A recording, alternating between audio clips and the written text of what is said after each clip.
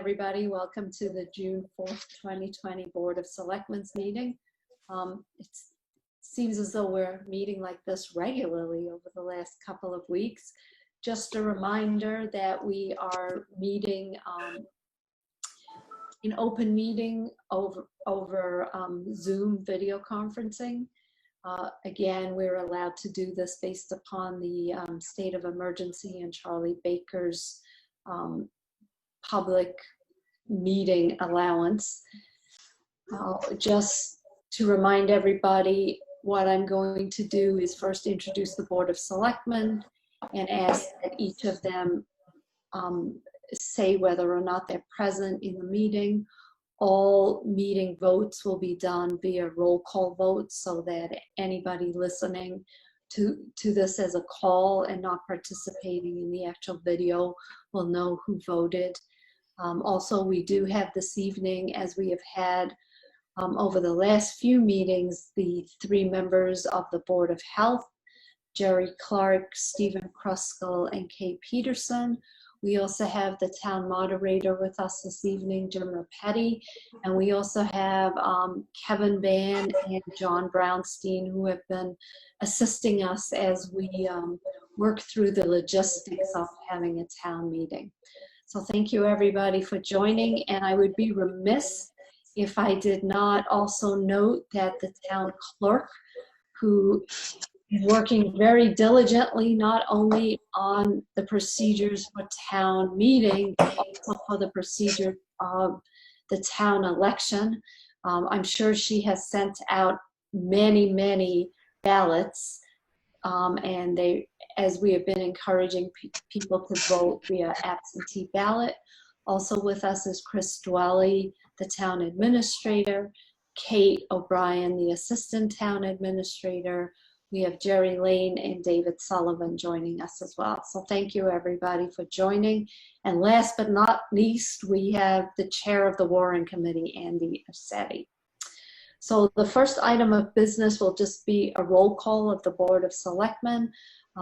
Just as a reminder, I'm Robin Hunter and I am the chair of the Board of Selectmen, and I am present this evening. What am I supposed to say? Present. And identify yourself. Oh, I have to identify myself. Bob Springer, present. John Jeffries, present. And Madam Chair, may I also say that we have Nina Pickering Cook with us this evening. We do. How could I forget? I'm staring at you, Nina, and I just forgot. My apologies. So the first item of business that we have is citizens' comments. So if there is a citizen that would like to comment, please just raise your hand using that feature on Zoom and I can call on you. All right, well, I don't see any comments, so I am going to turn it over to our first item of business, which is going to be the COVID-19 update, and I will turn it over to you, Chris, and then I'm sure you'll turn it over to the Board of Health. Thank you, Madam Chair. I'll let the Board of Health speak to the trends that we're seeing in terms of latest case numbers in Dover and in the area in the Commonwealth. But I will mention today that much of the task force's time over the past 2 weeks has been spent on the town's opening plans in line with the governor's recent guidance, both phase 1 and phase 2, on how businesses and communities can reopen. So a few highlights for folks that did go to all staff and committee chairs this week are a few things. One is all town buildings will continue to be closed to the general public. We will be providing service by appointment only. We are fully staffed in town buildings and are in compliance with case guidelines related to 5% occupancy rule. Our staff in particular rooms. addition, we have staff trained, have on training on different health and safety protocols. In addition, staff to certify before they come to work each day that they have not come in contact with anybody who is symptomatic or has any, or they have any symptoms. And in addition, any visitors to the building need to essentially self-identify, self-attest. They also don't have any of those symptoms with contact tracing. We're encouraging board and committee and committees to resume their operations. Originally, we had asked non-regulatory boards to postpone their meetings in the throes of the crisis, but we are encouraging folks to resume and provide guidance on how to do that. And then many of our public-facing departments, such as library, council on aging, and the Park and Recreation Commission, are developing their own spins as it relates to a public-facing operation. We have been updating the website and sending email to the community as things change. A few of those are the tennis courts and Food Monday, as well as Pickering and Carroll Field have recreation.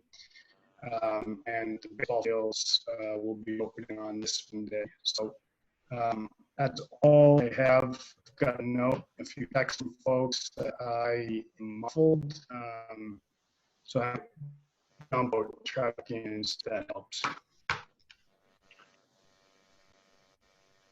It was really hard to hear you, Chris. So just the Board of Health, Jerry, would you like to give us an update, or Kay or Steve? Yeah, I'd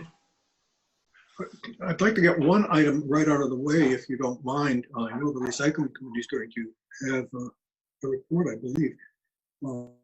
I was involved in a conference on Tuesday, and I put through a number of questions, most of them relating to recreational activities that might somewhat be of interest to Mark Maloney, also related to the many, many day camps that normally operate in the town.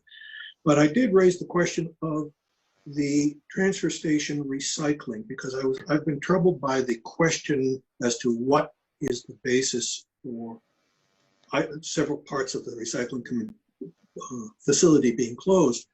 And I specifically mentioned 3 processes. One is the returnable bottles, the second was textiles, and the third one was book turn-in. And then I realized, oh, there's also furniture. And I put that to them and I said, look, the concern we have is that anyone dropping these off may or may not be of concern, but the person who picks them up may in fact be unaware. And what are we supposed to do? And the result was about 1.5 to 2 minutes of dead silence with all the alphabets of all the organizations there, until someone said, it's in the essential services. Recycling in its entirety is defined as an essential service. So I asked, well, what are we supposed to do regarding the examples I gave? And the answer was, best thing you can do is post advisories that people should either wear gloves or wash their hands. And that was the end of the story. And I remind you, the essential services are those services that municipalities are not allowed to alter. So I'll leave it to Chris to interpret what I just said. Well, I was going to say, so does that mean that all the recycling bins can reopen this weekend? According to the state, we were of the mistaken opinion that there was a basis that they should be closed. According to the state, all recycling facilities are essential. If I may, raise my hand. Yes, Chris. What I had, so Kay Peterson had just relayed that information, and thank you very much, Kay. I think I saw you on there. today, and what I had offered was suggested was that I had actually just talked with Chris Dwelly about how to get some interaction between the transfer station operations personnel and the committee and the Board of Health on some acceptable restart procedures. And what we had concluded on was that we would work out find some procedures, get something that we think was viable, and just update the COVID board at our first opportunity. And I think that would be a week from Friday. So the 12th, I think it is. I had suggested that give us this week to iron out some procedures for book bins and textiles. On the redemption front, we actually have some plans and thoughts of repurposing the swap shop, which is a much bigger area, putting in a 6-foot space and the marks on the floor and whatnot. So we actually have a bunch of ideas, and we can vet them over the course of next week, and and consult with Kay Peterson had offered during the course of the week, and present something to the COVID task force that's quite a bit more developed and vetted a week from Friday.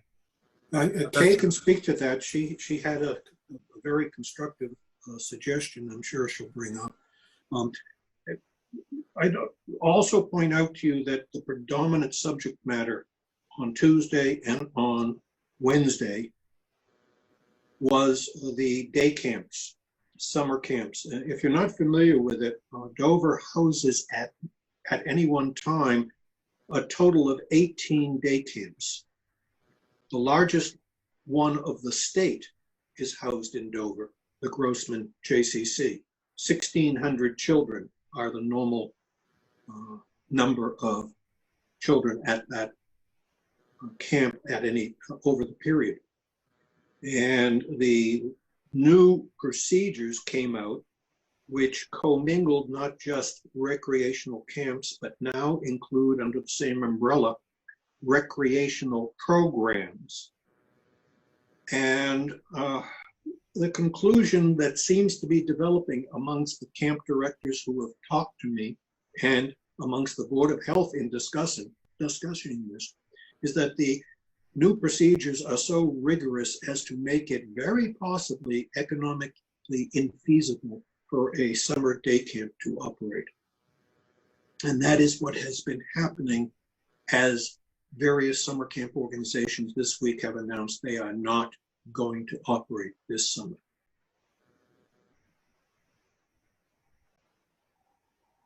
And again, Kay had something about the recycling I think she wanted to talk about. You're muted, Kay.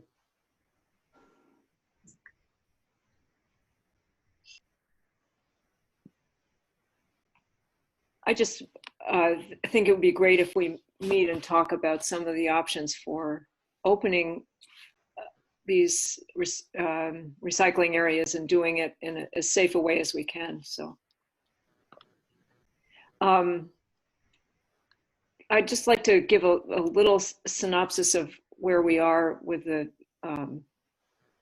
with cases in Dover. So we haven't seen any increase in the number of cases in Dover or Sherburne in the past week, and the percent of tests that have been done on people in our communities, both Dover and Sherburne, have fallen to about 8%, 8.5%.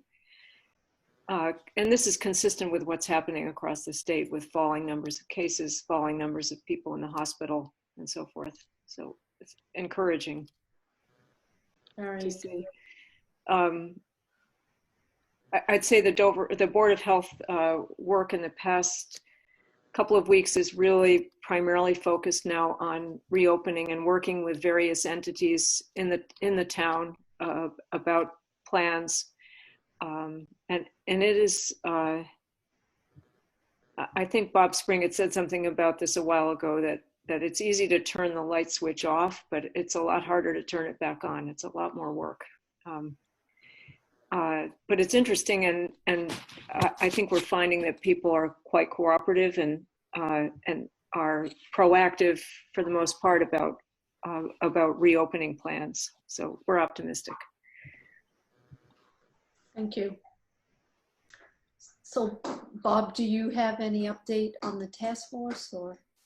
No, I think this, the sad part about the task force is that it's gotten routine. Now, I think it's, it's sort of that I shouldn't say that. It's probably a good thing that we've gotten routine. And it's now sort of a reasonably well-oiled collaboration between a lot of the departments and boards in the town. So that's really been, it's really been pretty powerful. So there's two things. I mean, right now our focus is on reopening, as everyone has said, and then in the wings is thinking about and thinking through, and I've said this, I think this is the third time, it's gonna be the last time I say this, thinking through how we take what we've done and developed, the infrastructure that we've developed, and take a look at what we can improve, set up a process for sort of identifying best practices, because if we need to react in the fall to a resurgence of COVID, we want to be as ready as we can possibly be. And I guess the only other thing that I sort of harp on and push, nudge for the Board of Health is really staying on top of the DPH relative to testing and contact tracing. They really need to be well honed. So good right now, folks. Okay, thank you. So I think that concludes our COVID-19 update. So what we're going to do is move to the recycling committee and then have a conversation, which is COVID related as well, about town meeting. So Chris Polson is the chair of the recycling committee, and I'm going to turn it over to him. He's going to just discuss Dover's involvement in the Mass DEP Sustainable Materials Recovery Program, and also talk to us about some grants that the committee's received. Sure, will do. Thank you, Robin. I'll just, the one thing I left out is that we are in close contact with Craig and Bob Tosi, and all the stuff and anything that we run by Kate will have been well vetted with them in terms of doability and their support of that. And so when we come back a week from Friday to the task force there, it will have been vetted both with Craig and the committee and with Kay, okay? So on that subject. On the grants, there are 4 documents. This is my 5th or 6th year or so coming through with these things. So this is a procedure where we are to get selectmen and town administrator approval to apply for these grants with the Mass Department of Environmental Protection. And there are 3 grants we're applying for. The 4th document is an overall certification that the town is compliant with various requirements and that we have a buy recycle policy in place that's been communicated to the town. And so we meet all those requirements. I actually, with your approval, sign that document to apply for the grants. And then the 3 grants that we're applying for are more or less the same 3 grants we've applied for in prior years. One is called the Recycling Dividends Program, and basically we get points for various levels of recycling that we have in place in the town. And in years past, that's ranged from $3,000 to $6,000. We know the points now that we're going in for, it's 13 points. In prior years, it's been 11, and a couple years before that, it was 9. So we're improving our program. What we don't know until they award the program is how many dollars they're giving per point. So that's, but we get that money and we can spend it on certain recycling areas, but we're given the money in advance. Another grant that we've applied for is largely based upon the size of the town's population. It's called the Small Scale Initiatives.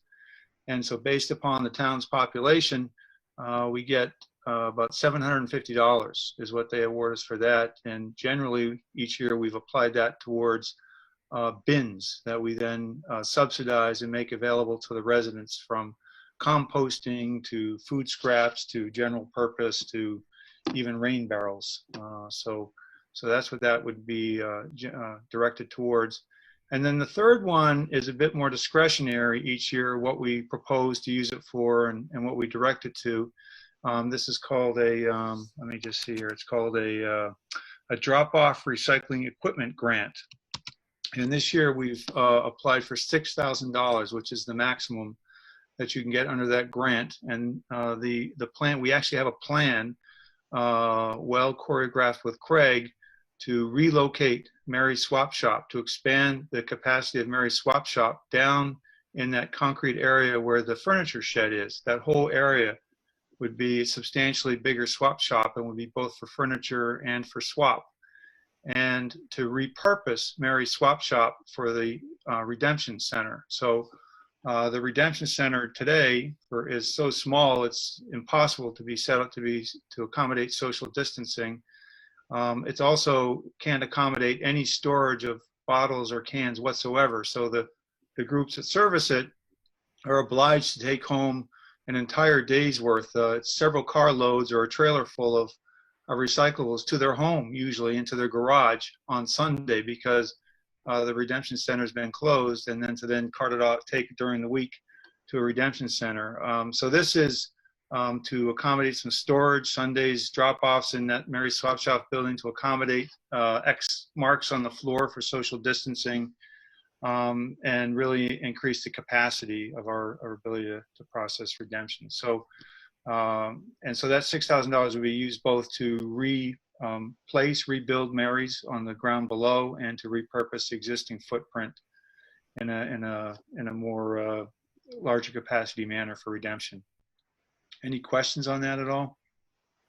No, it's become a regular occurrence that the recycling committee comes to the town to ask us for approval. So again, I think I say the same thing every year. I really commend all the efforts of the recycling committee. You do a phenomenal job for us in the town, and you're extremely proactive with getting grants. And I think you as a committee have done a phenomenal job getting the citizens of Dover to be excited about recycling. You know, the food scrap program is just such a huge success. Yeah. So we really thank the dedication of you and the rest of the committee. Thank you. I don't have any other questions. Bob or John, do you have questions or comments? I second your motion on the congratulations to the community recycling group. It's doing a fine job. Terrific. Thank you very much. John, do you have any? No, the only question, I agree and join you, Madam Chair, in your remarks. What I would ask for Chris or Carol, anybody from the committee, if they had any additional items that they were thinking of or thinking through with regards to not only the swap shop, but the metal and the TV storage of the electronic transfers that are on the other end, on the near end, if you will. John, you mean in terms of increasing the capacity, or in terms of special handling, or special handling, Chris, or moving it to a different geographic area? Did you ever consider taking the electronics area, putting it over in the back where the metal area is, or are any of those types of things on your sort of wish list? Sure, we've in fact, Craig has just made space to accommodate it's a walk-in container for mattresses, right? So we just introduced that, and that was funded by the prior year's grants. We have reviewed each of those streams on the ideal location to place those, and that electronics bin has been a bone of contention and some discussion for some years, because there's even some speculation that being where it is, it's easy for say unstickered cars or non-residents to come in, drop something off, and peel out of there. So we can revisit that. That happens to be the best place for it in Craig's view, but we can revisit that. There's a broader rejigging that we've been looking at, and that was largely with this movement of Mary's and the redemption bin. And so that actually creates a place where the current redemption bin is, that could potentially be a new place for the electronics, as you said, John. So I can certainly bring that back to Craig. I would like to add that, Craig has really spent a lot of time this past winter looking at the layout of the higher transfer station with the recycling committee as well. and has a grand plan that is actually quite impressive. I spoke to Craig today, and of course, one of the issues now is that if we assume that COVID is going to be an ongoing issue, or its successor virus will be an ongoing issue, that we really need to back off for just a moment and take a look at the transfer station and the long-term plan that we had, and apply the social distancing and other constraints that we've just experienced to see how we might have to adjust the long-term plan.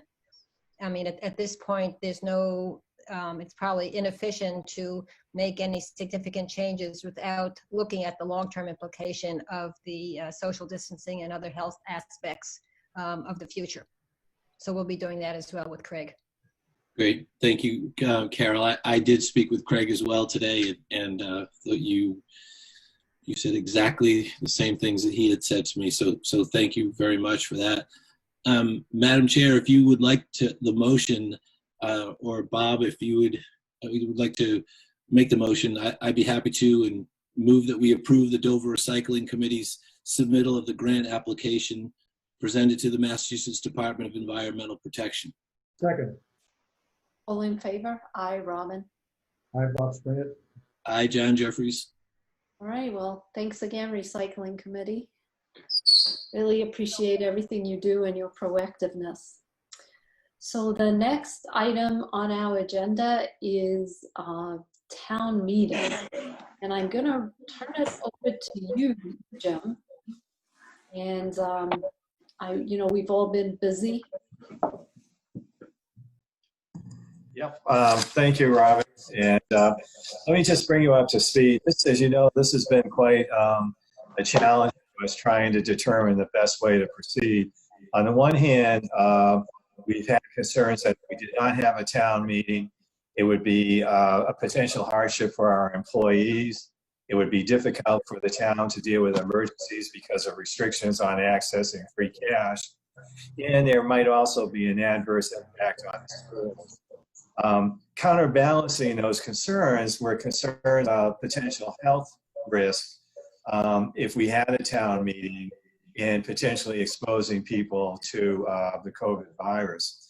Fortunately, town council has just advised us that I do have the authority to require people to wear face masks, and that has made our decision somewhat easier.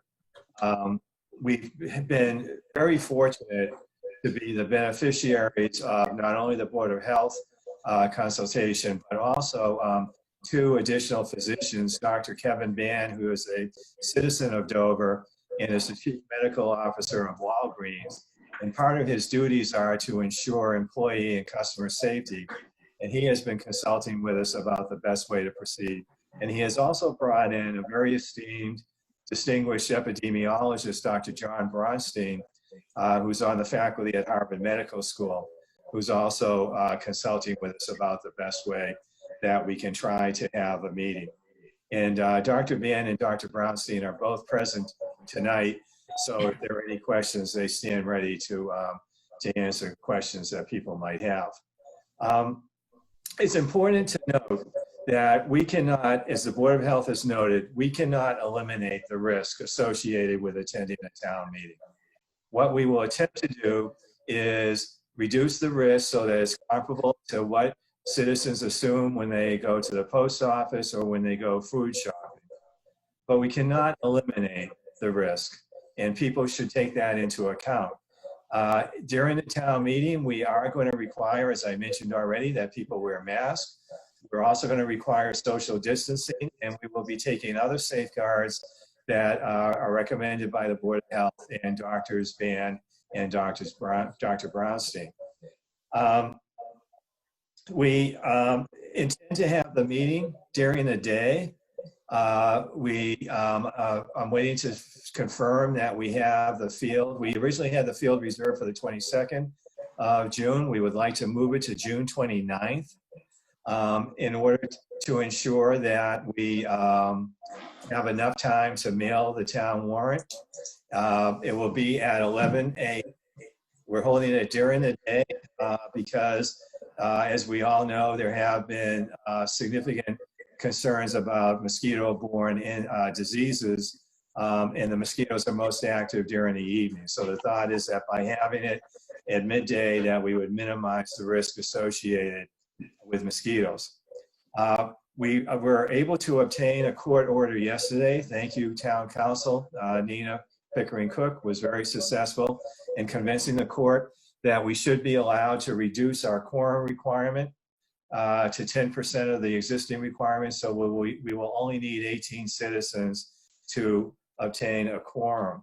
We, as we promised the court, will only be considering financial articles.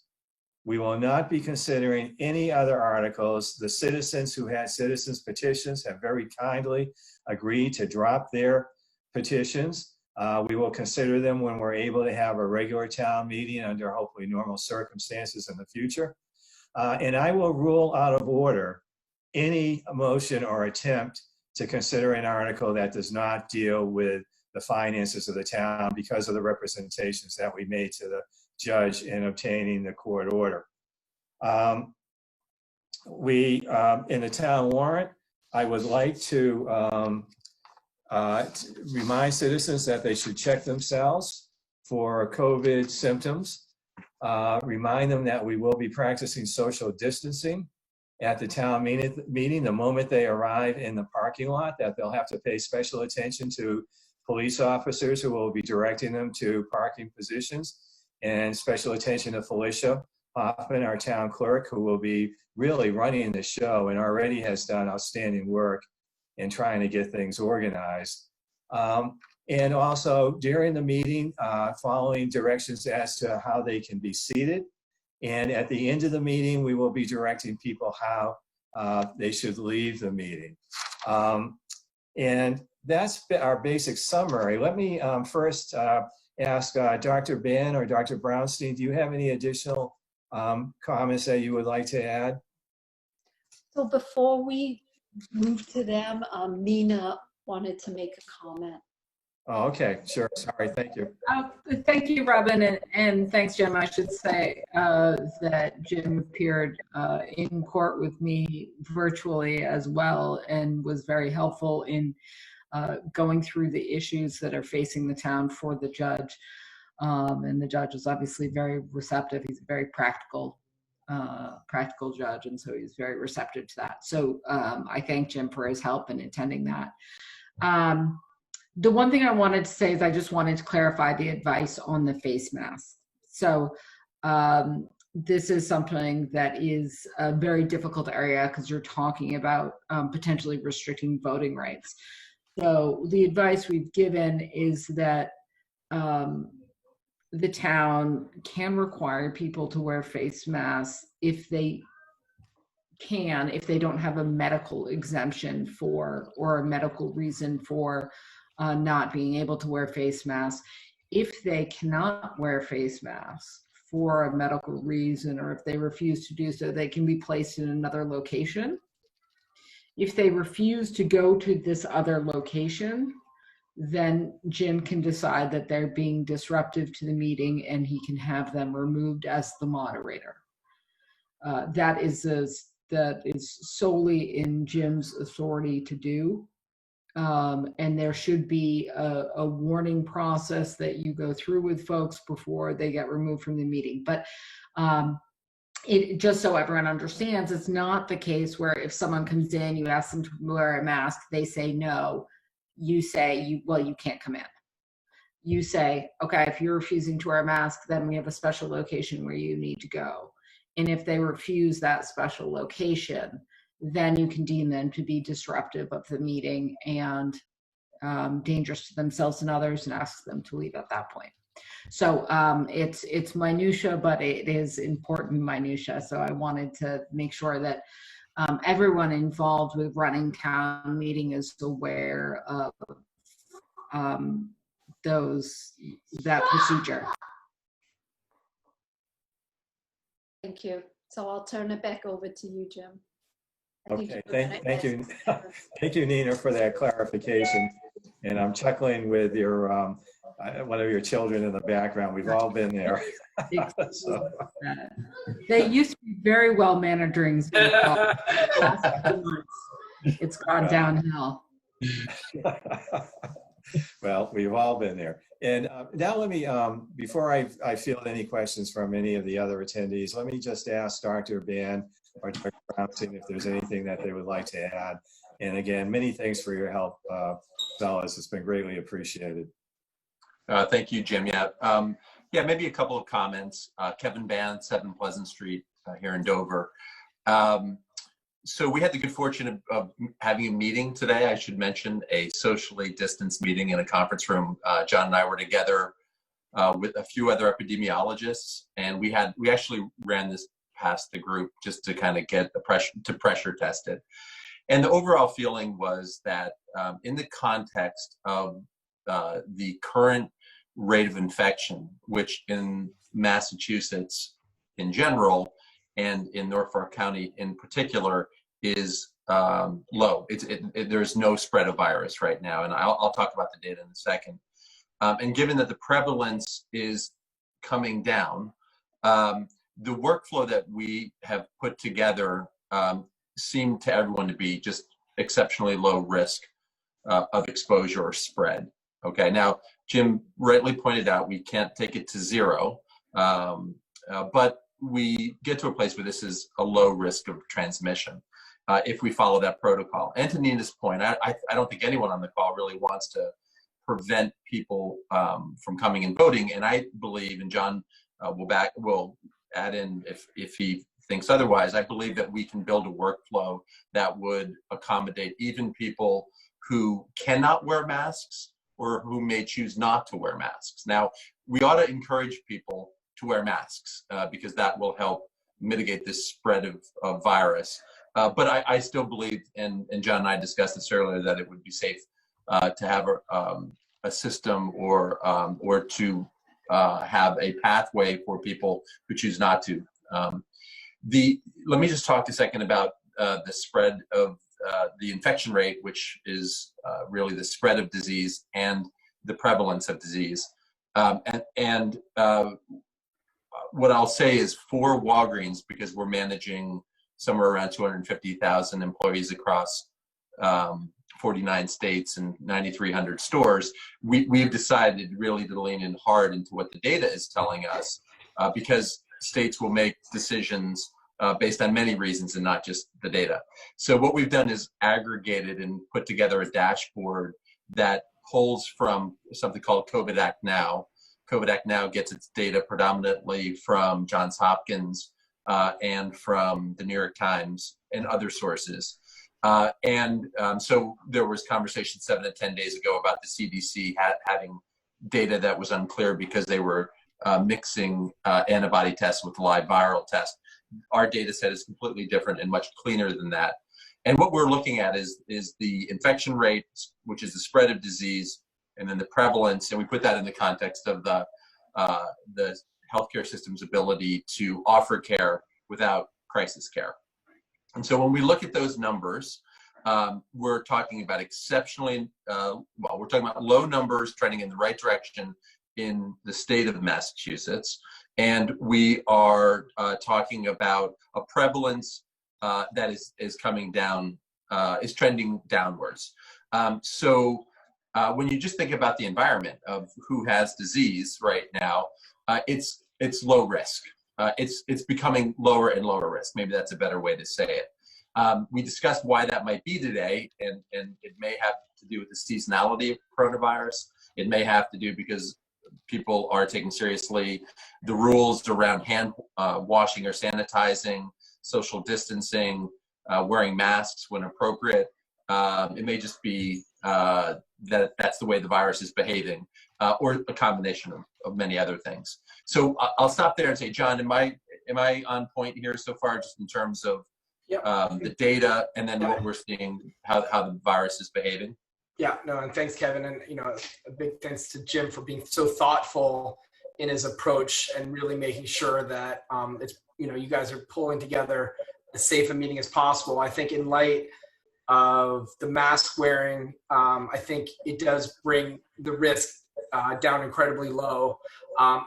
With the backdrop of the cases currently, I'm working closely with the city of Boston and their response, and clearly others on the call are looking at the data as well.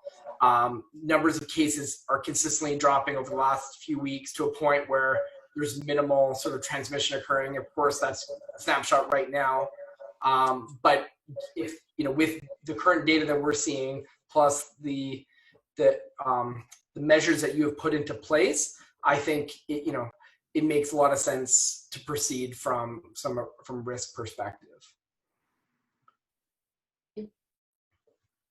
Does anybody have any questions they'd like to pose? Bob, John? None for me, Madam Chair. Just thank you very much, Kevin. It's good to see you, even though in these circumstances, and John for your help, and it's really nice to have this type of a resource, and we greatly appreciate it. Thank you for your hard work, Jim, Nina. Very well done. Bob? Yeah, always humbled by the expertise that we are able to bring to bear on issues of importance to the town.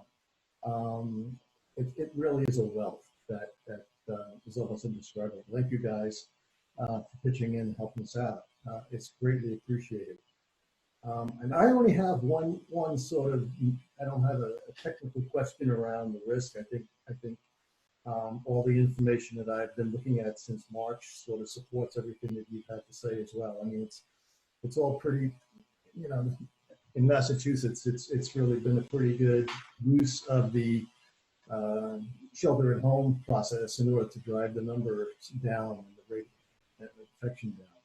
I was a little worried about the movement of the date from the 22nd to the 29th, especially if we think that, because we're going to have a rain date.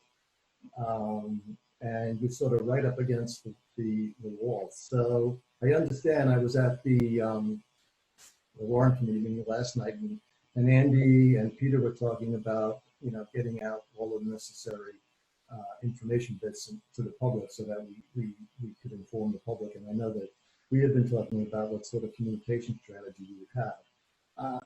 I would, and there's no magic to a Monday as far as I know.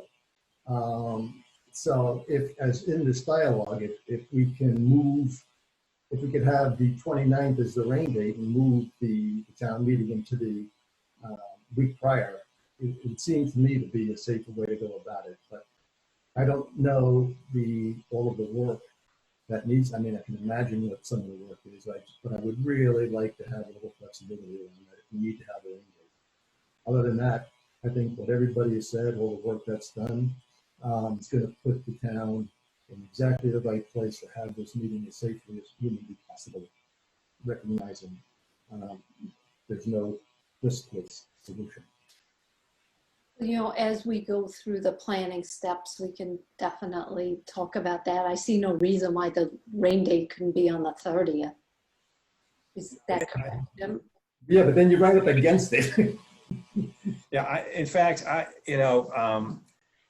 if we're only going to vote on the finance articles, even if we have debate, which is unlikely because as Chris Dwelly pointed out in his presentation 2 weeks ago, it's only a 1% increase in the town budget.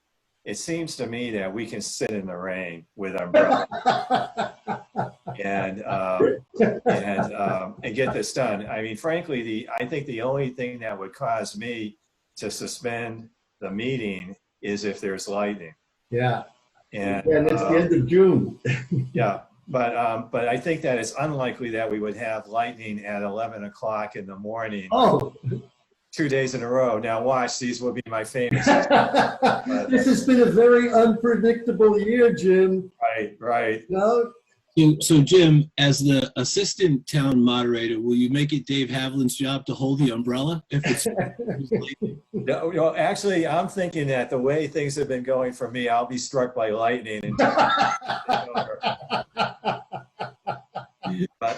I spoke to Andy yesterday, Bob, Andy Urcity, the chair of the warrant committee, and he was thinking that it would take him about 3 weeks.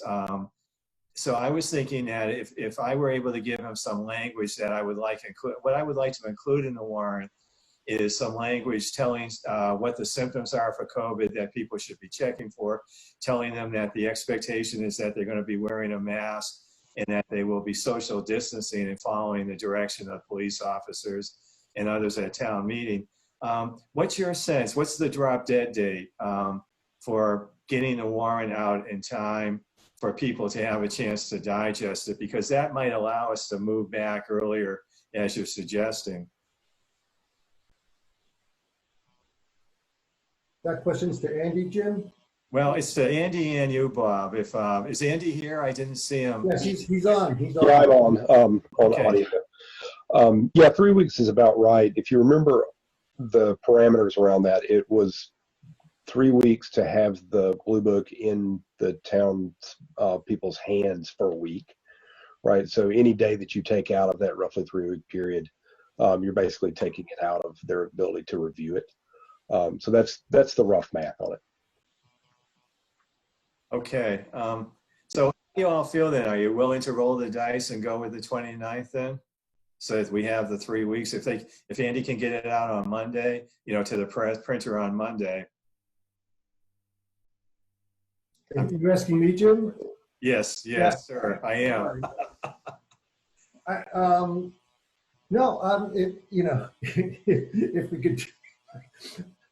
If we could do it with umbrellas, it's fine with me. I'm gonna have to go out and get a new golf umbrella now.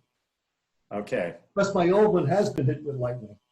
All right, let's do that. The reason, Bob, is that I think it's important that people have enough time to look at it, to digest what's being proposed. And then if they have any questions, they can direct it to the Board of Selectmen or to Chris, the town administrator.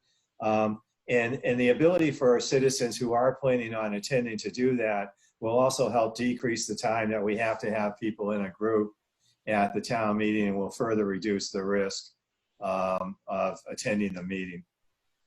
Right, and one of the thoughts was for us to have some Zoom calls or meetings set up where citizens can ask questions about the warrant, and we can present the budget so that people are very prepared, or there's an opportunity for residents to prepare themselves so that we can complete the meeting quickly.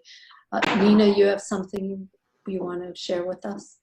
Yeah, so on that topic, Robin, we have represented to the court that the town would be taking steps, these extra educational steps for the broader public,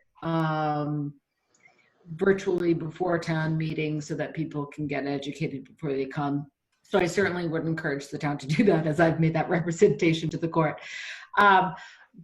But in addition, we've also told the court that the town will be voting on those financial articles that the Board of Selectmen have deemed essential for the continued operations of the town. That indicates that the Board of Selectmen should be making that determination. I'm assuming you will want to make that determination before that the blue book goes out, so you can indicate in the blue book which articles it is that you will all be taking up at that town meeting. So that should be on the to-do list somewhere. Right, well,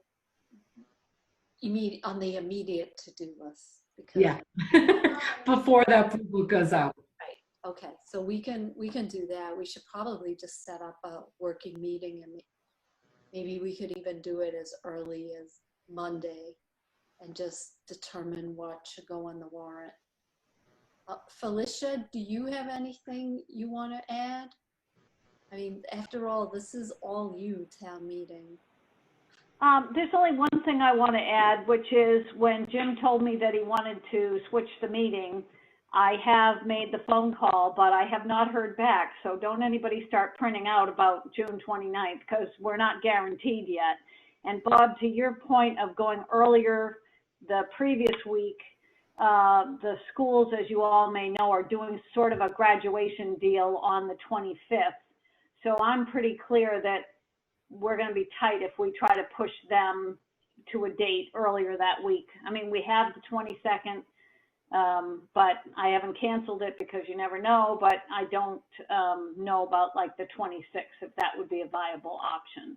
So I won't know those answers until tomorrow. Thank Okay, you. Thank thanks, you. Alicia. So, Yes, Bob. so at one point, I thought Chris had put together sort of a identified which warrant articles that we would be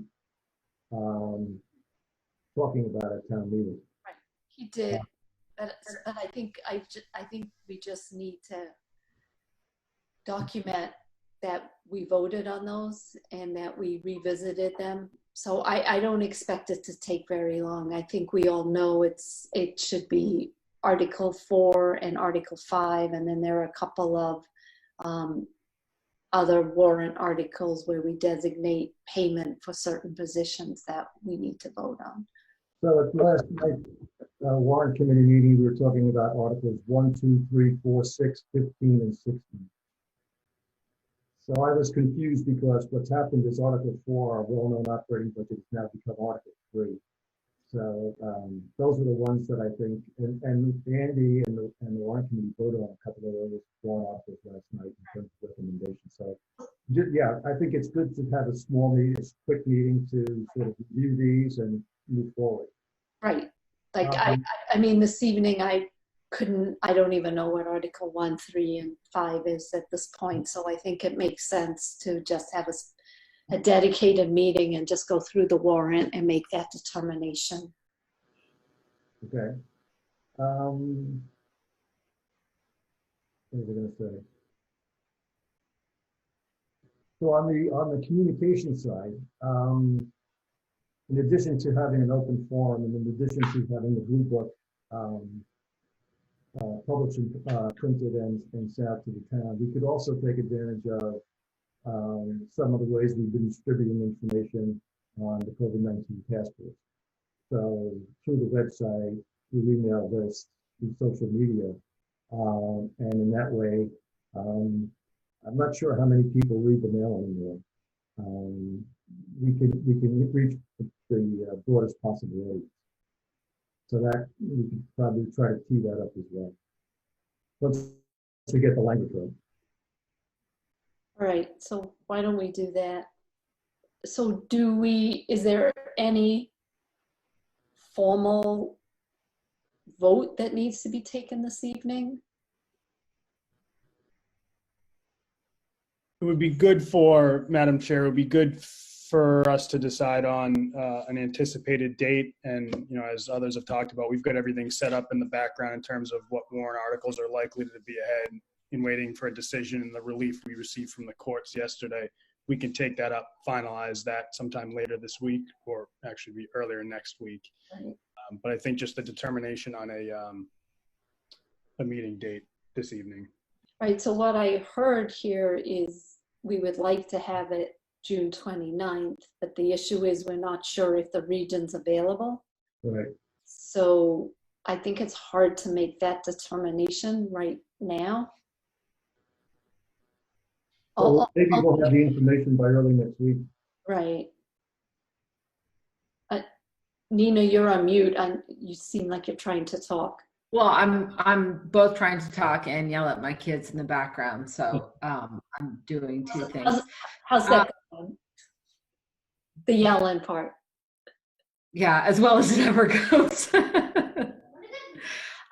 So the one thing I would say is you all can come to a consensus tonight. Under the statutory language, it is Jim's determination. So you all don't need to meet on this again. You can essentially, Jim needs to consult with you to come up with and take in your input, and then he can declare when town meeting is. So if, for instance, you all have agreed to the 29th, and you find out the region is available at 11 o'clock on the 29th, Jim can simply memorialize that himself in a declaration without having to go through a meeting process and get a vote of the Board of Selectmen again.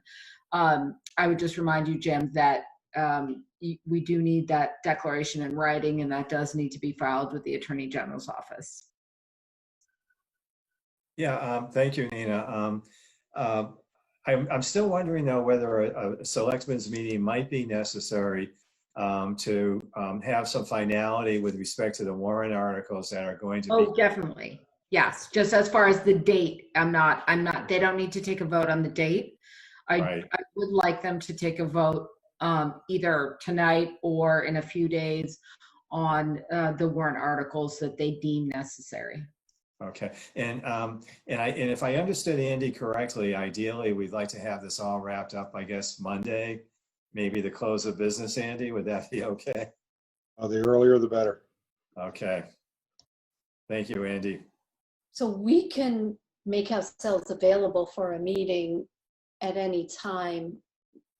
So to post, the earliest we can post a meeting is for Monday. Is that correct, Chris?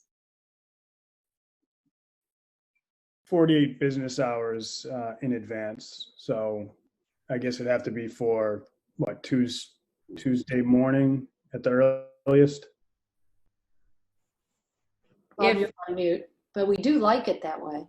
And I get that comment all the time. There's emergency. There was a provision in some of the orders that said you could waive the notice requirement if there was an emergency or an important item had to get taken, addressed. Right, that's what I was just going to say. There is the emergency exception to the open meeting law. I mean, if Mr. Ursetti feels that that document really needs to get out Monday and you all don't have 48 hours to provide notice of this, then I'm comfortable going forward with giving the public as much notice as possible, but perhaps short of 48 hours. I think that's fine. I mean, we're in somewhat exigent circumstances on all of this, so. I think from my perspective, if it can be Tuesday, we can work with that. We can get what we have to the printer under the idea that that's probably the articles that are going to be approved anyway, the ones that we voted on last night. And then if it does change, we can make relatively minor changes, inserting another article that probably doesn't. The ones that we would insert probably wouldn't add much to the page count or anything in the draft that had already gone to the printer after they started setting it and everything, if we had to work the timing that way. So I think he's fine. Bob? The one that sort of is troublesome, and I think, and I thank Andy for giving us more time. Article 30 needs to be discussed, and my view is we should just do it as quickly as we possibly can.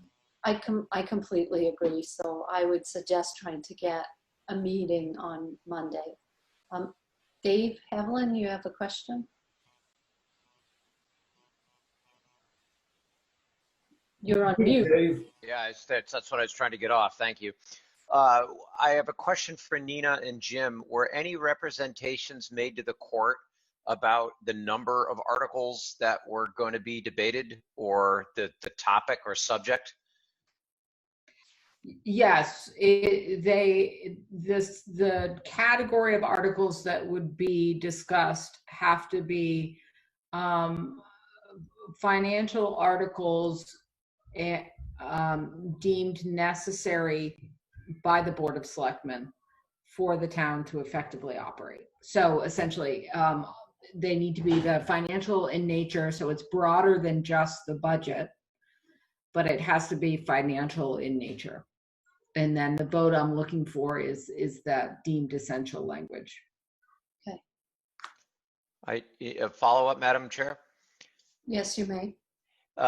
So I'm just worried because we're doing some rather extraordinary things, lowering the quorum, and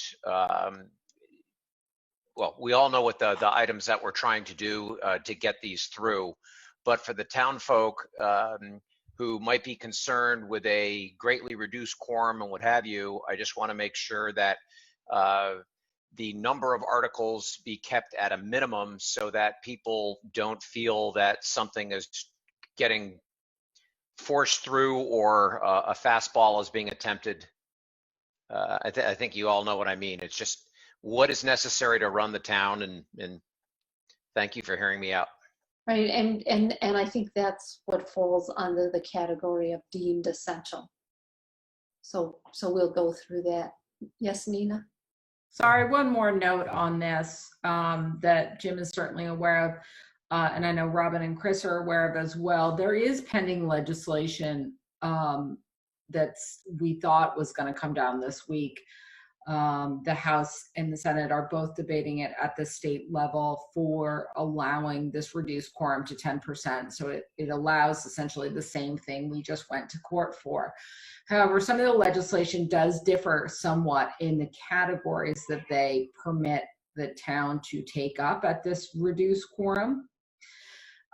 It is the budget, financial articles, and it's the budget, articles needed for any federal requirements, and then any other articles deemed essential by the Board of Selectmen of any category. But that third bucket needs to be passed by a 2/3 supermajority. So that's getting to your point, Dave, of if you're going to broaden it beyond just the budget, we're going to make sure you've got overwhelming support, and this is not something that's squeaking through with a minimum number of folks attending town meeting. Now, that is pending still. It has not passed. We don't know if it will pass. But the judge made quite clear for Jim and I that if that legislation does pass, that will supersede the order that's been granted in our case here. So that does mean, again, just so everyone's aware, if between now and the 29th, the legislature passes that pending legislation, all articles other than the budget would have to be passed by a 2/3 quantum. Okay. But Nina, the ruling that you received would still apply to us? No, not if the legislation. If the legislature acts, our order is effectively null and void. We would still have the 10% quorum reduction. But the topics that you could vote on, the quantums of the vote would change.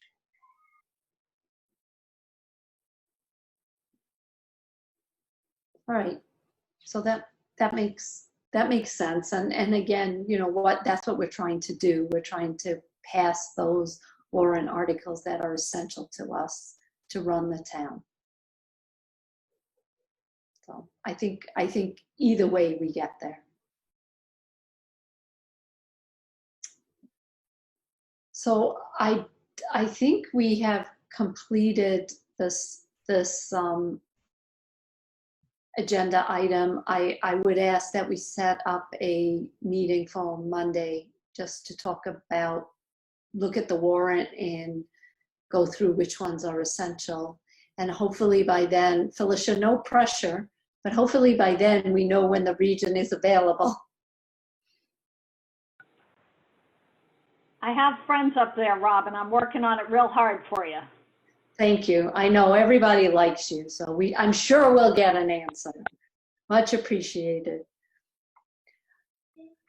Okay, so Madam Chair, do you need me for anything else this evening? no, you are free to deal with your kids. I mean, if you want me to stay, I will. If you feel you need to, go ahead. All right, thank you all. Take care. Great job, Nina. Thank you very much for all your help. Bye. And you know, I just wanted to thank Kevin and John for their help guiding us through this really difficult situation, and we really appreciate all your insight, Kevin. We are so lucky to have you be a member of this community, so much appreciated. Thank you. Appreciate that. And now to less exciting items on the agenda. So the next item is the Carroll Community Center license agreement. And is Carl gonna present that? Kevin, Carl, are you on? Because I don't. Yes, I'm on. This is Carl. You're incognito. All right. Right. That's going to be a real tough act to follow from that last conversation. Right. Mine's pretty cut and dry. I mean, I've had lengthy conversations with CDC and Aaron's School of Dance. Given the situation with the COVID-19, they're hopeful that they can meet all the guidelines from the Commonwealth for daycare. They feel confident that they will. If for some reason they cannot open, they will have to lay off the staff in order to maintain paying rent for this space, because they do not want to lose it. And Erin's School of Dance, she's hoping for enrollment to be good in the fall. She's not sure yet where it stands. I've instructed both of them to get a plan in place and go over it with the town so it meets all the guidelines, because as of now, I mean, the Carroll Community Center is still closed, so we'll just have to play it by ear. They're looking for no increase in the rent and no change in the agreement for the up and coming following year. I did speak with the CDC board of directors, and if everything goes what they're planning, we can negotiate next year for an increase like we did this past year, FY20. We negotiated with them 2 years ago for a 0 increase, and then the second year for a 2% increase. Aaron's School of Dance has been FY19 and 20. She was level funded at $1,000, so with no increases, and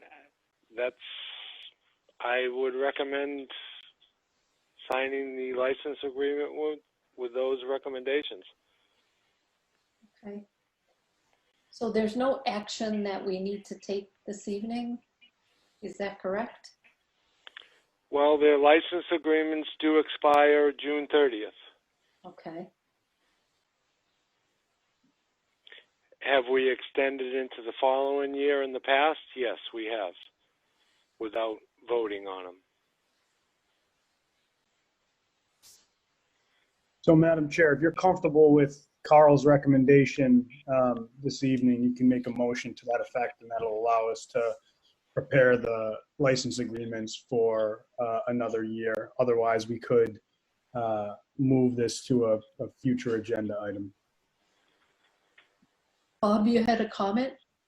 Yeah, the only thing that I would want to make sure that people at the CDC and Aaron's School of Dance understand is the plan currently is to be able to present to the town meeting in 2021 sort of recommendations for the residents to vote on whether or not they would fund a renovated or a new facility for a community center.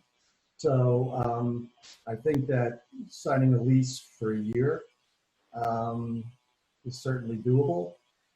Beyond that, I think it's going to be something that will have to be, we're going to have to make a decision so that the as a board of selectmen about whether or not we're going to have licensees in the building, because it will affect both plans. As we've talked about in the past, in particular, preschools have a whole host of requirements that would have to be met and add reasonable expense. So I don't necessarily see a problem. I don't see any problem to go from July 1, 20 to June 30th, 2021. But beyond that, I think they need to be very aware that there is a possibility that they will not have space. Excuse me. Chris and I have already met with both CDC and Aaron School of Dance, and we've informed them our procedures going forward into the renovation or rebuild, so they're well aware of it. Reminders are always welcome. So then John, do you have a different opinion, or should we make a motion to allow for Chris and Carl to prepare the license agreements for the CDC and Aaron School of Dance for 1 year? I have nothing else to add, and I would make that motion, Madam Chair. Move to accept the recommendation of Chris and Carl that the leaseholders that they negotiate the leaseholders, or we accept their recommendation for the leaseholder agreements of the Carroll Community Center. So Bob has an additional comment. I do, and it just occurred to me that we have no idea if the activities are going to be, I guess the activities are going to be permissible, but if there's a resurgence of COVID-19 in the fall, right? Right, we'll have to shut, we're shut it down. Right. So I mean, there's a whole. I just want to make sure that as we get into this, it's just not the standard lease. Are there contingencies if this happens? They're going to put money into preparing their space. Are they thinking about the downside of us reclosing a building because of a resurgence in the fall? Right. Well, I think it makes sense to do this, basically. Right. It's the risk of every business owner. I agree, but I'm not sure how. I just want to make sure that when we talk to them, we raise the various and sundry issues so they're fully informed before they sign the lease. So if I could just quickly add to Selectman Springett's point, during Carl and I's conversation with the leaseholders across the street, we discussed with them that all of those effects, both the present effects with COVID and they know that the building is not open and is not planned to be open for the foreseeable future. They will understand that their operations typically don't begin until September. So as things unfold and as phases are undertaken in terms of reopening, we will continue to communicate with them regularly, especially leading up to when their businesses start in September. But they also do know that there is potential for another closure to come, and that is at the town's discretion. Chris? And I believe that's also in the license agreement. Right, I think it is too. So when if we lose heat in the building, not that we've ever done it, that the building's closed and they have to evacuate with zero. I don't know. I think it's a 30-day notice, if my memory serves me. I don't know all the details off the top of my head. But there is a provision in the license agreement for that. Okay. Madam Chair, if I may, a couple of months ago, seems like a couple of months ago when this began, we made a motion with regards to we had to close the building. We made a motion with regards to the current status of their payments in the lease. Chris, can you just bring us up to date? We have not been receiving the full amount of, or any amount in most cases. Is that correct? We made that motion at the beginning of this whole process. That's correct, Selectman Jeffries, and the leaseholders over there were very appreciative. So we've not collected rent since that vote for the remainder of this present fiscal year. But I would like to make sure that the language in our motion, Madam Chair, reflects that process to continue, that we will continue with the leaseholders under the same forgiveness, forbearance, however we worded it. I don't think we want to put that in the lease agreement. Well, at least until we are back, because if we voted something a couple of months ago, and then that is ending now, didn't we add that language going forward? I think we need to have a discussion about whether or not that's something we want to continue to do, and it's not really on the agenda for this evening. Could we make that an agenda item and certainly have that tabled for consideration? You know, right now, I think what's being asked of us is to allow Chris and Carl to prepare the license agreements for the CDC and Aaron School of Dance. Is that correct?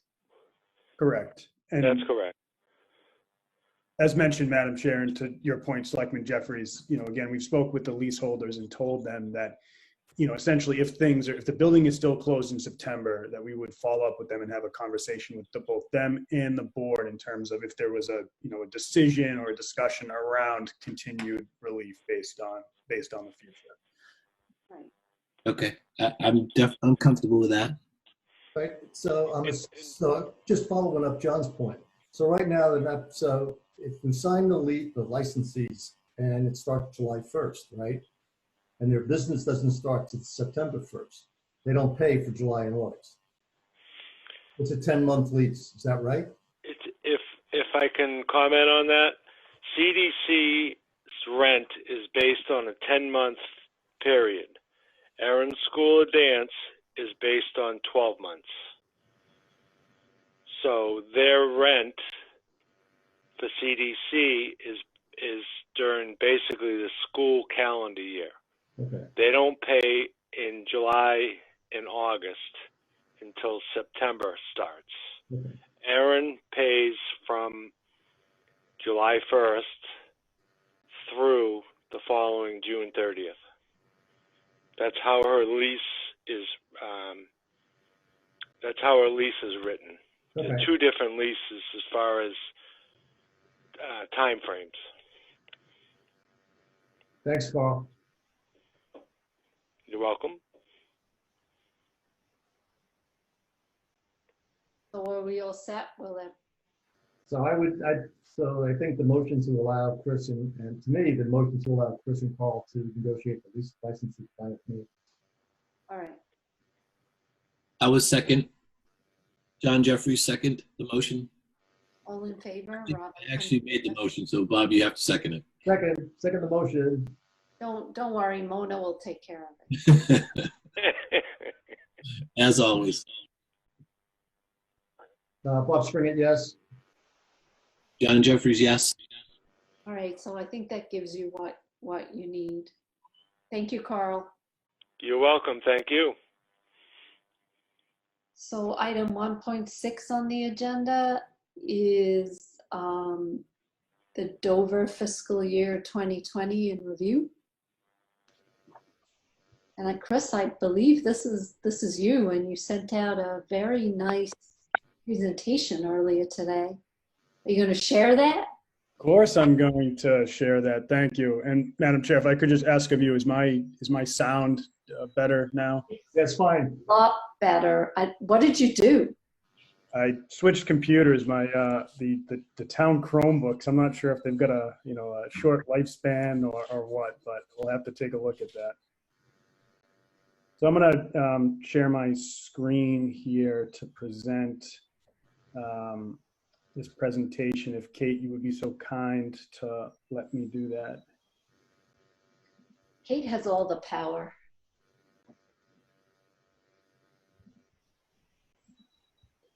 And as I'm waiting for that, so I wanted to provide the board with an update on all the great progress that the community has made over the past fiscal year. It's certainly been a busy one under normal circumstances, but I'm proud of all the progress that the community has made given the COVID circumstances that we have faced.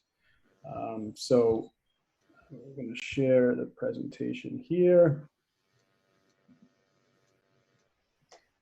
So I will tell you, when I was looking at the presentation and you had the pictures of the two hires, Dave Sullivan, unless I can't remember, he's the only person I know who had a beard prior to COVID and doesn't have one now.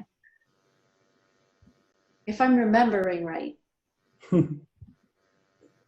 Maybe. Oh, Dave, you want to speak to that? That is correct. I did shave the beard to allow for better mask fitting. Well done. All right. Is the presentation up? No, we have a blank screen. It says that I'm sharing. Kate, is this something that you could bring up? Sure, let me just try here.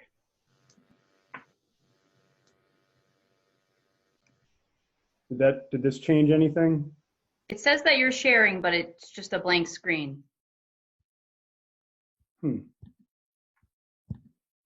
Oh, actually. There you. There we go. Okay, perfect. All right. Well, thank you for your patience. So again, wanted to provide the board with a relatively quick update of all of the great achievements and all of the accomplishments that the community has achieved over the past year. It's certainly quite something to be quite proud of.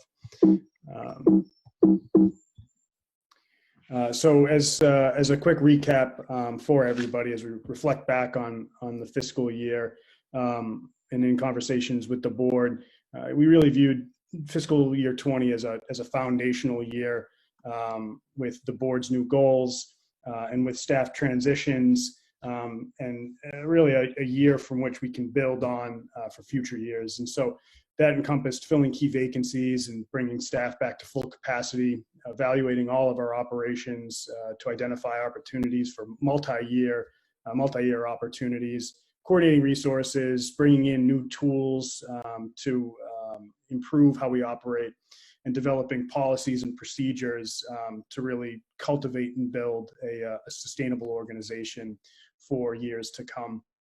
So as a reminder for everybody, this update centers on the Board of Selectmen's goals. I do want to mention that this presentation does not necessarily include all of the fantastic work that has been done by all of our boards and committees in town, which is detailed in the town report. But again, this focuses generally around the board's fiscal year goals for the community. So this is a summary of our progress over the past fiscal year.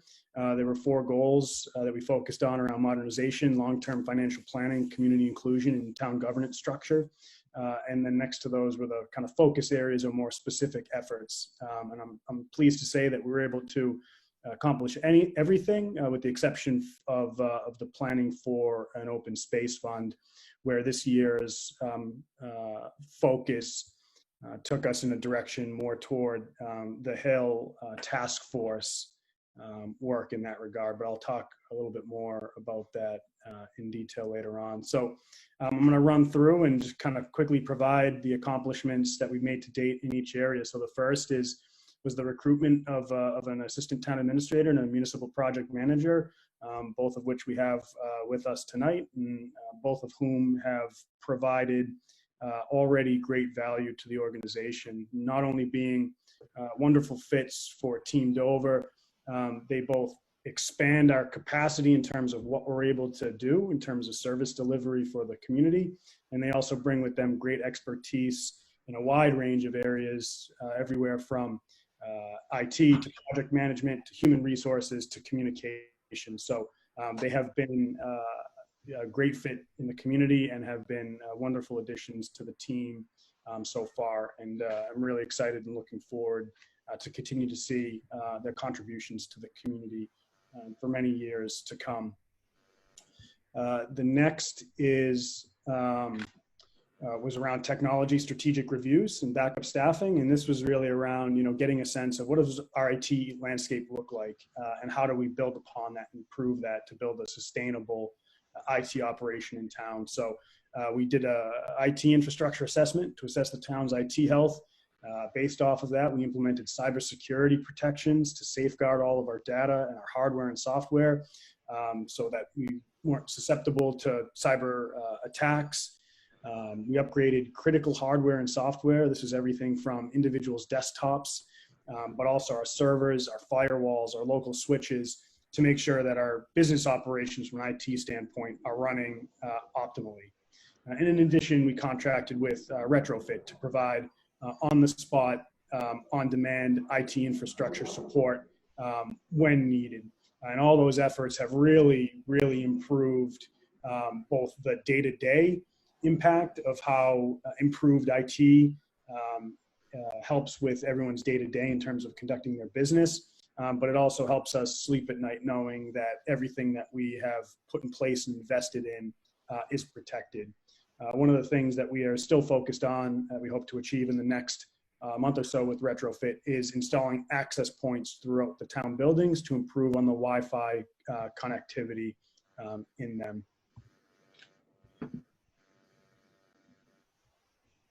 The next area was to roll out a revamped website, and I'm happy to say that we will be going live with the new website on Monday. We had a great sneak peek where about 30 community members joined us today to preview what the new website looks like, and you see on your screen a sample of that page. I want to thank the great efforts of all of our committee members and residents who participated in this effort in terms of reviewing their pages and updating their information and adding content, as well as all of the staff efforts in this regard. It is a beautiful site that I believe will be very well received by the community. And not only is it aesthetically pleasing and easier to navigate, but it provides the community with additional functionality that many people have been requesting. So for example, people will be able to automatically sign up for automatic notifications from the town on a whole host of things. Anything from COVID updates to getting an update every time the Board of Selectmen post a meeting agenda online. So there's some really fantastic tools, and I'm really looking forward to this being rolled out on Monday. What time? Yes. Oh, what time? What time is it going to be rolled out? Right, as soon as you wake up, whatever time you wake up on Monday morning, it'll be there. So I encourage everyone. I'm looking forward to it. Overma.org.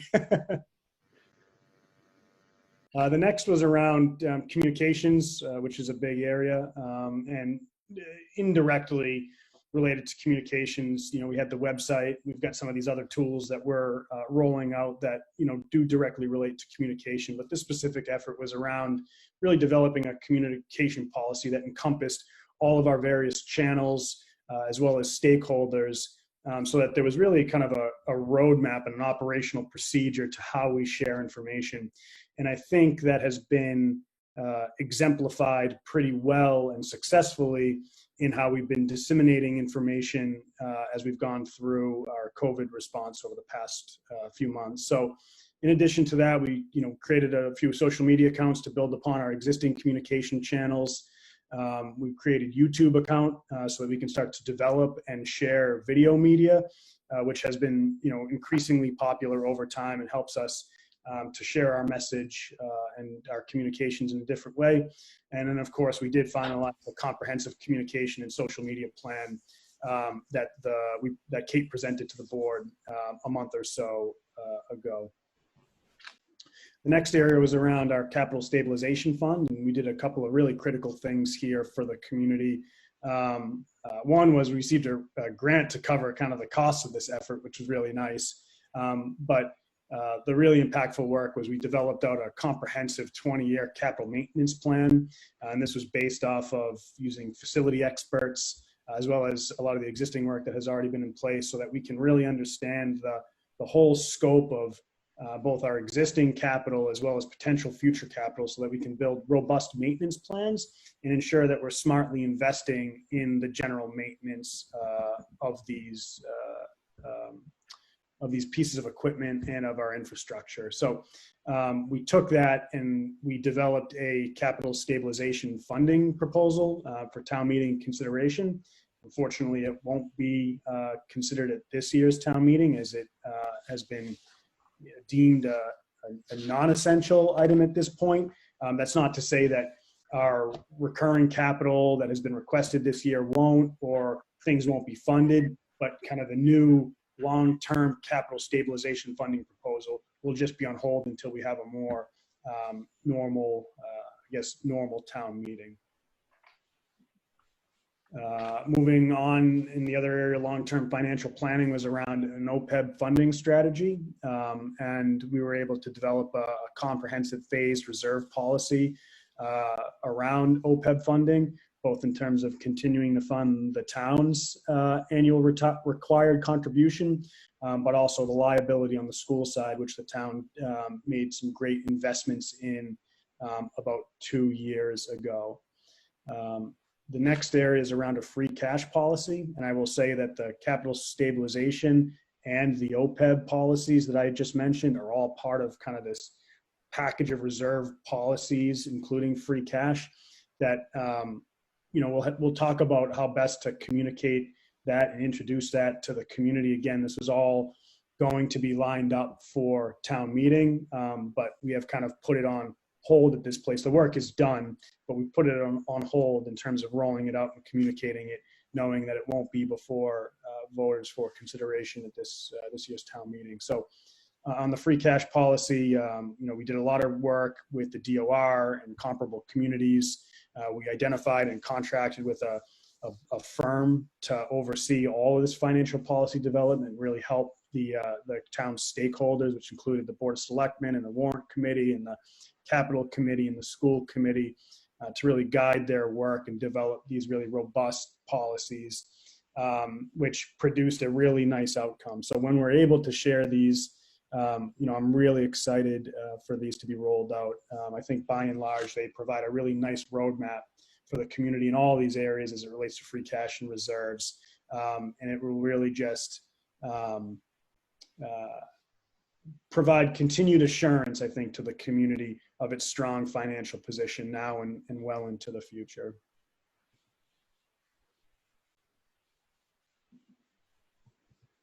The next area is around providing senior tax relief. And there were 2 things that we were able to accomplish this year. One was we took all of our existing programs that we offered and compiled those into both digital and hard copy mediums to both better publicize these and better assist people to understand what's out there, what we do offer, and how they can apply for and take advantage of these offerings.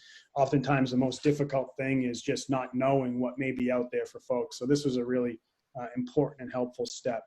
And then we took that a step further and developed and proposed additional senior tax relief options at the local level, but those also need community support via a vote at town meeting. So that work is queued up and ready to go for whenever we're able to have a regular town meeting. But this is another item that is not deemed essential and will not be on this year's town meeting warrant. The last area in long-term financial planning was the plan for an open space fund. In our work, or in the team's work, when we looked at all the reserve policies, we thought that there was such a large effort in those particular areas, and thought it was best to kind of prioritize some of those areas. So OPEB and stabilization and the utility of free cash made sense for us to really focus on. And while we were undertaking the Hale Task Force effort to review Hale's conservation proposal on their property, we thought that we would phase it and then work toward those other reserve policies, continue to work toward the Hale conservation proposal, and then continue to build on what potentially an open space fund looks like. So we have no explicit plan in place, but had prioritized it that way. In the third goal around community inclusion, there was a great effort to respond to citizen issues in a timely manner. Customer service is at the forefront of what we do and is one of the things that is most important. And a couple of things that, some may view them as small, but I think they go a really long way. So the first is around working regularly with staff and issuing guidance and training on simple things like out of office notifications on your voicemail or on your email, so that if someone's on vacation and a resident emails them about a concern, that they just get an automatic response back, knowing that someone's on vacation and here's a number that they can call, so that they don't think that their email has gone unread for a week or a period of time.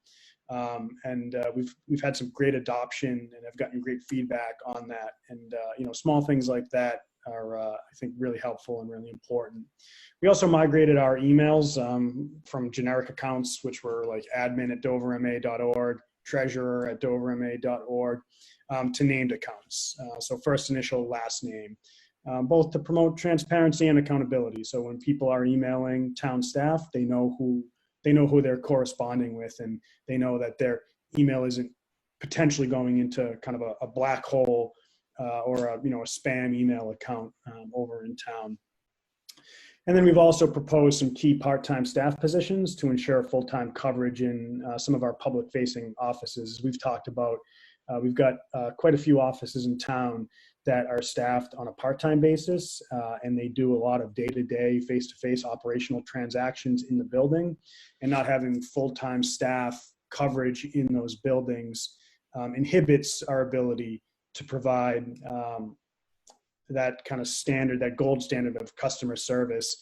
If people just happen to come into the townhouse or another town building and they don't know that, the later part of the day is when there is no coverage. So we wanted to make sure that we had all the different areas and different facets of the communication and the responsiveness covered. And the last area was around the town governance structure. And we did a whole host of things this year, from creating a finance team that meets regularly to discuss issues and projects. And so much of what the finance team does is not singular, but it is a group effort. And so this has been really helpful for everybody to work together toward both special projects as well as the day-to-day operations of the finance arm of the community. We drafted and created our first phase DPW effort that we talked about a few weeks back with the board.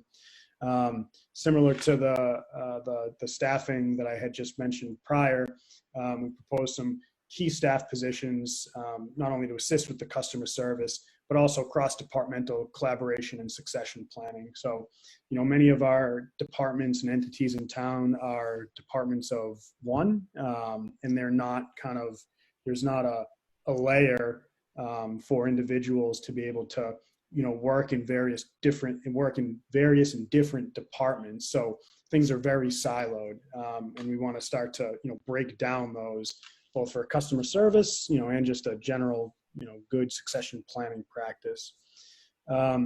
We evaluated committee and volunteer positions, and with the board have started to work to consolidate some of those and discuss some that have been, inactive for many years, that are no longer in service, to start to clean up that area. We conducted a financial management review through the Department of Revenue to understand best practices and recommendations for the community. And this just isn't around finances, it's around human resources and technology and the overall governance structure of the town. I heard from the DOR last week, and they were slowed down with COVID, but they anticipate having this to us within the next 4 to 5 weeks.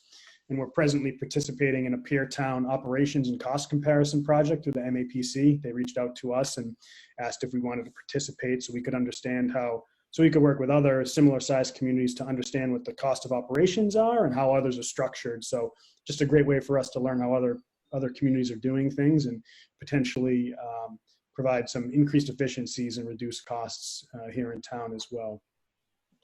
So those were our achievements toward the board's goals this year. I did want to add that we've got quite a few additional ongoing projects. I won't read every one off of the screen here. All these slides, I'll post to the website as well for public consumption. But I just wanted to highlight all the additional ongoing projects that the community has in front of them, and it's as you look at these, all the work that was done on the board's specific goals, and then of course the day-to-day in terms of just town meeting, budget, procurement, and human resources, it has been certainly a busy year, but there have been just, I think, incredible accomplishments, and I'm very happy and privileged to be part of the team and part of the effort to see these things through for the community.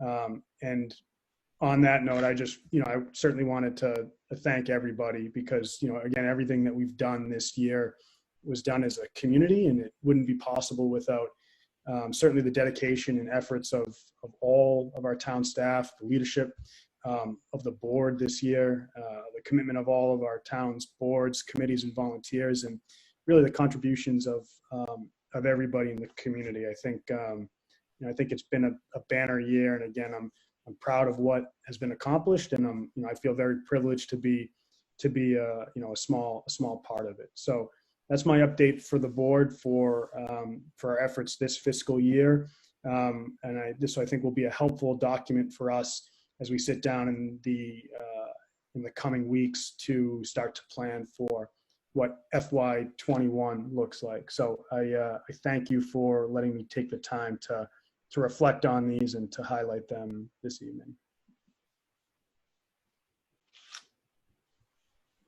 Doing these updates regularly, and each time you do them, I'm just blown away by everything you and the team have accomplished.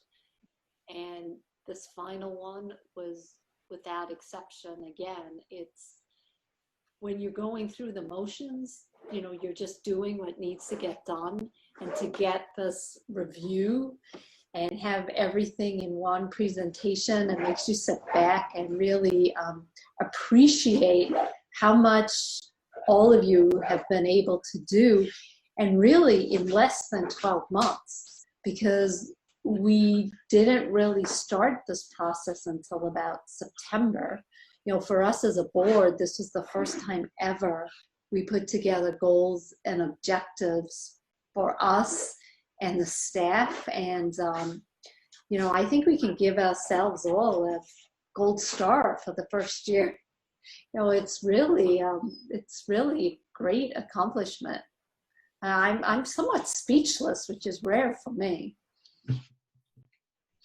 So if we got all this done in 10 months, with a 12-month year, we could get done 3 times the amount of work. Right. Well, the first year is the low-hanging fruit. No. The first year was foundational. I absolutely agree with Chris. And you got, if you get the foundation right, then the second year can be a lot more productive. Well, I point out, it's just, and some of the things, I'll let you point out your thing, but some of the things we had to accelerate because of circumstances. Well, that's what I was going to say. Policy, all that and COVID. Right. Right. No, I mean, and COVID was a way for us to stress test some of the policies that we were putting in place. Yeah, as well as the people. Right. Creating the task force, not just with us, but with Board of Health. I feel as though everything we've done is promote that we're a team and we get a better result if we work together. Yes, and I said it earlier tonight, and on that point, that the group that we have that gets together now weekly on COVID has really come together, and you just go right across the town. Right. And it's gotten very efficient. People that have built relationships that have been. We did it when we were meeting in person and have been sustained. As now we're meeting remotely. So, yeah, breaking down the silos that were inherited is really a big step, and a very necessary step. Right. And we still have improvements in that area that we can continue to make. Yes, ma'am. But I think the accomplishments help demonstrate how much value there is when you break down those silos. And I think those that were apprehensive about breaking down the silos, you can't help but see what's been achieved by doing so. So hopefully that brings those people around. John? I agree. I've said this many different times during this whole process. We're going to learn a lot. We have learned a lot. This is really, I felt like, and I said this to everybody, can you imagine having the conversation with Chris or David or Kate or any of the new members of the team that we've put in place over these past 2 years? Specifically, as Robin just said, it's been less than a year. And can you imagine if during the course of your interview, we would have said to any of you, this is what it's going to be like in the first year? I just can't imagine it. So it's been a job very well done, and we're still in the process of it, and we're going to get better. That's the exciting part. It's a great start. Right. I feel as though this team has been here forever, but they really haven't. Well, you know, John, remember John's thing about the summer of 2018, we met 405,000 times? Was it 18 or 9? Yeah, I guess. No, it was 19. Well, no, it was 18. 18. Oh, time flies when you're having fun. Okay. Yeah, and then, you know, then we went through the whole situation. You know, that whole first year was transitional. Right. 19 was the year that we actually were able to build the foundation. In the process. Correct. That's right. That's very true. Well done, Chris, Kate. And the team. And the team. I am so excited to check out the website.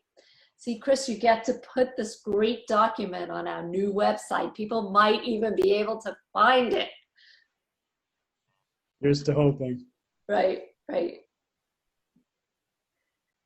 So the next item was the town administrator's annual evaluation, but we're going to move that to the meeting of June 18th as we refine the process. But we have made some progress, right? Right, we have a process. We have a process. We have an evaluation form. We have a process.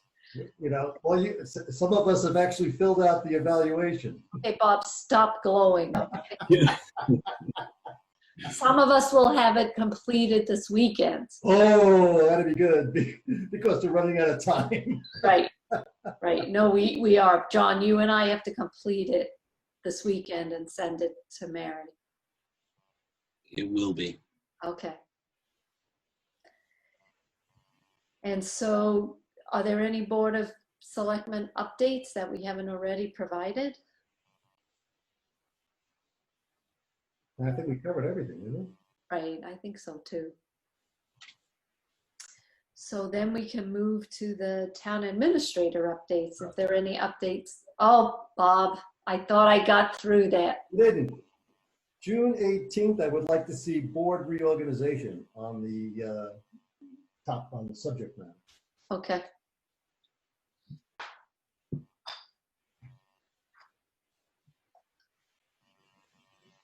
Mr. Chairman. I have this great name that I created years ago for the kids. Hey, you know what's going to be so unfair is I got stuck with all these COVID meetings that have been going really late. Yes. I've been meeting on COVID twice a week. And then I had the Board of Health also meetings on COVID. We've been COVIDed. Right. Well, we've done a good job, so it's been worth it. I can't help myself. The word "we" is so powerful and so correct. And it's so nice to hear because it's absolutely true. It's been a really, effort. Right. So, Chris, are there any town administrator updates you'd like to provide? Other than the fact that you now think Chromebooks may not be the way to go. We're gonna do Dawn's. They were borrowed from the library. I don't see anyone from the library tonight. Don't tell them, but they might have to include in their budget. Oh, Andy's still on, so he might be hearing from them. Microphone. some new Chromebooks. No, the only thing that I would add, as it's an explicit item, is related to the Community Center Building Committee. We're finalizing the RFQ package for design services, and that should hit the streets. Well, it will hit the streets on Wednesday. So then we'll be accepting bids from designers and architects, and we'll undertake a review process very similar to what we did for the owner's project manager. That's exciting. Tab back in business? You'd have to speak with the chair. Okay. So then I think we can make a motion to adjourn the meeting, but Chris, can you make arrangements to have a meeting for us Monday? Yep. So what time do people want to do this meeting? Right now, I'm pretty flexible. John? I would prefer if we could do it, Madam Chair, in late morning. If that doesn't interfere with anything that's standing, or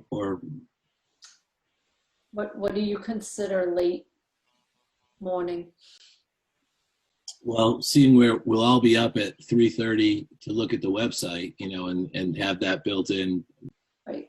Is the party at your house or is it at Robin's house? Socially distancing. It's a Zoom party, Bob. Oh, God, you're no fun. Can you imagine when that happens? We can do that again, back to the old days of actually going someplace and being in someone's house. I will tell you, I purchased a picnic basket so that when we go over to friends, we can socially distance easily. It has plates, it has knives and forks. It's very pretty. Cooler in the middle. What about straws for the martini? Distant straw. I don't drink martinis. It wasn't a requirement for me. John, what's late morning? Oh, I was, if we could do it anytime, like 10 o'clock or so, or 11 o'clock, or if that works. I prefer the earliest side. You would rather earlier? Yeah, what about you, Robin? Yeah. That's fine with me as well. Okay. So what do we agree, 10? We'll go with 10 o'clock. 10 sounds perfect. All right. And, you know, the only item is just to review the warrant. Yeah. Yeah, I had a head start because when I went to the warrant committee meeting, they did it last night. Right, you were showing off that you remembered what was on the warrant. Listen, I got to do it when I can. Now Jim's sneaking in there. I got to be careful again. So Jim, can you make that meeting? I can. I just came back on screen to ask whether you can send me the agenda and the Zoom address so that I can join you all. Perfect. Okay. Just to give you all a heads up, think about you read the court order. I forwarded you a copy of it, Robin. I just got it from Nina, and then maybe you can distribute it among the other selectmen. I was afraid to send it to all of you because I was afraid it might be an unposted meeting. But I think we're going to have to be careful to make sure that the articles that you select are within the scope of the financial type of issues that are consistent with the representations we made to the judge. Okay. So no, that's why I think it's important to have this dedicated meeting to make sure we do it right. Right. Yeah, Nina, I think Nina should definitely be at the meeting if we can get her there. That'd be great. I think she'd like to take a break from her kids. So Mike does everyone have the original warrant article for the May meeting? I do. Okay, so you look at the numbers that, look at the ones that we have identified, that Chris identified, are all, really pretty core. Right, but I think we just have to cross-reference it to the court order and make sure. Yep. Right. All right. Will do. And there's one other complicating factor. I just saw in the news that the state Senate passed the new legislation. So if the governor signs it, we might end up having to deal with the new legislation as well. And Nina can guide us through that as well. Boy, they don't make this easy, I'll tell you, you know. Well, It's because they don't 2020. they don't move at lightning speed. Unbelievable. Well, it did sound like it was broader, Jim, than the court order. It was, but it requires a 2/3 vote, and it requires a week notice from you, the Board of Selectmen, which might throw a monkey wrench in us getting the blue book out. So I'll be curious to see what Nina thinks. I was reading it thinking and going, so. All right. It requires a 7-day notice for the hearing where the Board of Selectmen make a decision about which articles to consider. It still gets us in Monday, 7 days, and a fortnight or a week. Is it worth, and I don't know if I should say this on a publicly recorded meeting, but I wonder if it's worth, can we have a meeting tomorrow to set this? And then, Yeah, why don't we do that, right? you know, when these are set, and then perhaps that provides us, hey, we've got our court order, we followed this procedure, and then if the state bill comes after the fact, you know, I don't want to suggest anything that folks are uncomfortable with, but to Jim's point, you know, another 7 days at this point, you know, I mean, Critical. legislature has to be aware that we're, what, 3 weeks out from the end of the fiscal year already, so. Right. Could you do a meeting tomorrow? I could. You asked me? Yeah. I have the task force at 10. I'd like to do it before that. We could do it at 9, and it'd work for me. I have a meeting from 9 to 9:30 that I can't miss, but I could start at 9:30. Okay. This is not going to take a lot of time. Right. Right. We're only talking about 1, 3, 4, 5. I think we'd have to include what was 30 and now I think is 26. So the numbers I had from the May meeting were 1, 2, 3, 4, 6, 15, 16, and the question around 30. 30, yeah. I right, Bob. The 15, 16, and Jim, I'm just going by memory here. The 2/3 votes. I know we're with regards to this governor's, but typically the 2/3 vote was just the vote around items 16, right? The simple majority was 1 through 5, and then the 2/3 vote would be the items that would be included in 15 and 16. Is that correct from your? Well, what is 15 and 16? Refresh my memory. So 15 is the reserve fund, and that's just a simple majority. And I imagine Nina can confirm, but she'll say that that is an essential financial article for a community to have a reserve fund. Yeah, I agree. Appropriate unpaid bills which has to be paid. That is actually not a 2/3. That's actually a 4/5 vote that is required for unpaid bills. But the legislation is saying that anything that the Board of Selectmen deems essential, but that is not a quote unquote essential financial article, will require a 2/3 vote. You don't have to ask Nina, but it seems to me that a town has to pay its unpaid bills. Oh, yeah. I would say that's essential. Yeah, I mean, it seems essential to me. Otherwise, no one will do business with us. I think the tax rate question might be the only one that's up in the air, but I'll let Nina participate in it. I'll let Nina participate in that conversation. Okay. And all the other ones are very straightforward. Right. Yeah. And 30 is the tax one? Yeah. Stabilize the tax rate, yeah. Yeah, okay. The stabilization and the use of free cash. Those are going to be non-essential. I'm surprised, it seems to me that setting the tax rate is also I think that would be essential as well, but. You would think. So 30, John, is transfer from free cash to stabilize the tax rate. Yeah. So that's that, I think we did it $1.5 million last year, somewhere thereabouts. Yeah, I think that, yes, that you would think that would be important to the taxpayers. I don't know about the Senate. It seems like it would be, but. Yeah, so there's really no fluff. I mean, I think, what the judge was worried about, he just didn't want us to be pulling a fast one, trying to sneak something in that wasn't necessary for the functioning of the town that we hadn't done before.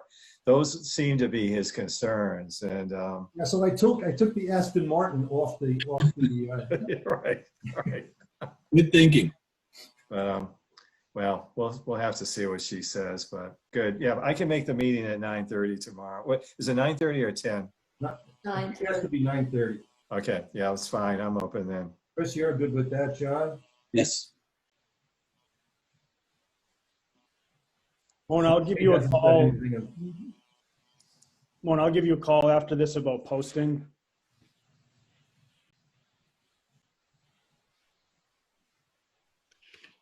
She's on mute. I can create that right after the meeting and send it out to Mona. Thanks. Okay. Yes, that'll be good, Kate. Thank you. All And right. I'll send everybody the list of, I'm going to send everyone the list of articles that we talked about, as well as a copy of the warrant. So I'll make sure that Andy and Jim and Nina, everyone's on it, so that we're all on the same page. Hey guys, nice job. I was really impressed with all your accomplishments. Thank you very much. Really, really great. Thank you. We appreciate that, Jim, and your tax rate's going up because we want to make a little bit more money. Glad Bob, Same here, guys. You said that. All right, so guys, we have to make a motion. So I'm going to make a motion to adjourn the meeting. Second. Jeffrey's in favor. Bob Springer, yes. Hunter, yes. Okay. Thank you all.